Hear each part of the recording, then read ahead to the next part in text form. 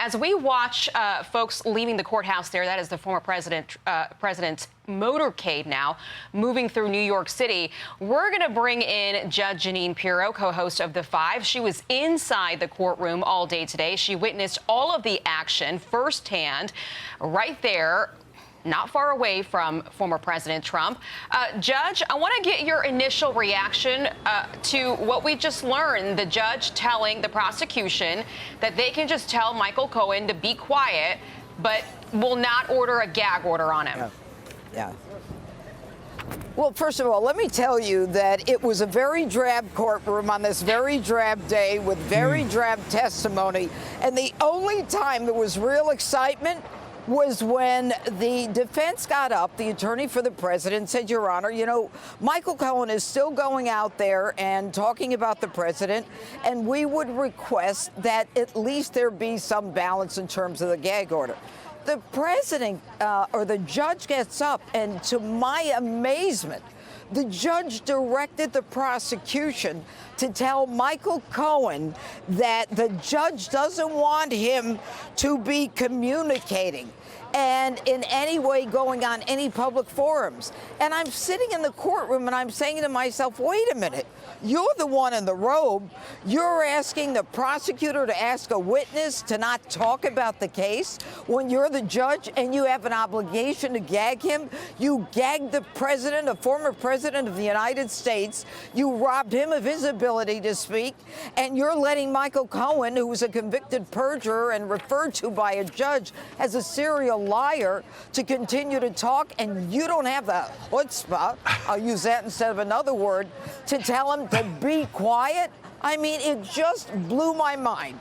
But even more than that, seeing the president, today was my first day in the courtroom, seeing the president, the former president of the United States, sitting at a defendant's table in a tired courtroom with the shades down and beat up tiles and, you know, everything is messed up in it. And you're listening to drab testimony that is not even connecting him to the basis of what this crime is all about. And I said to myself, why am I sitting here? And then I said, why is he having to sit here? This whole thing is a farce. They are prolonging it so that they can keep him off the trail as long as they can. And you know what? I'm a prosecutor. It's in my DNA. And I understand what it takes to prove a case. But this is beyond anything I've seen in over 3 decades as a prosecutor, a judge, and a DA.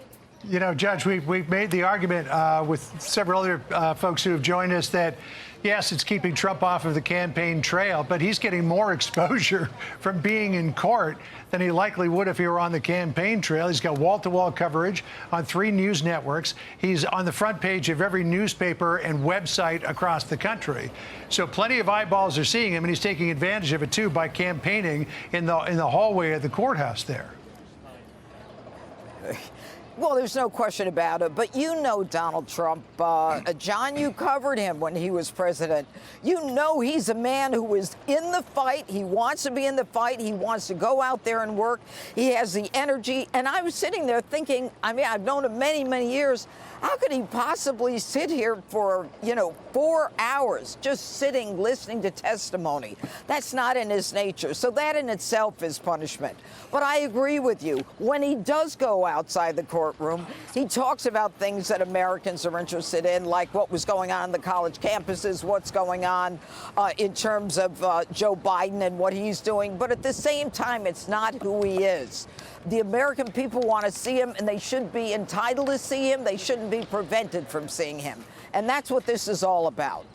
Judge, let me ask you about Michael Cohen, their star witness. He's on the way on Monday. This guy is a soundbite machine. I mean, he loves talking. I don't even know how a gag order would work, but he's on TikTok every single night, with all the emojis and things going off. So when he takes a stand on Monday, how does the defense get a hold of him? Because he's going to take advantage of that moment, and he's going to want to go on for days and days and days to get his point across. So how does the defense get a hold and control over Michael Cohen? Well, first of all, you say as if the gag order wouldn't work. I mean, it would have to work, but the judge doesn't want to gag him. It's that simple.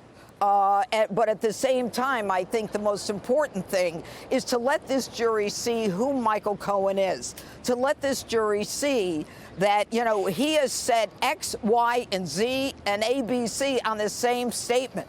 So, you know, it's just a question of letting him out-talk himself.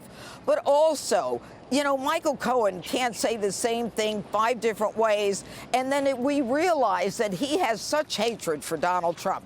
He despises the man. And so that's all going to come out. And I looked at the jury. Look, they're a regular jury. They're ordinary people. I think it's an unusually young jury. But at the same time, I think that they have been, you know, attentive enough to realize what's going on here. And I think they may be able to tell the difference between someone telling the truth, someone who isn't. I think with Stormy Daniels, you know, with the prosecution case, everybody was like, she was great. Then you go to the prosecution case and you say, you know, there's a screw loose up there. She talks to dead people. So, you know, the court process is the one truth-finding process that we have. And I think it'll play out, hopefully, properly when it comes to Michael Cohen. So, Judge, let's go back to where we began here with the no-gag order against Michael Cohen, but the judge admonishing the prosecution to keep their witness quiet. I mean, I talked to John Yoo about this a couple of minutes ago.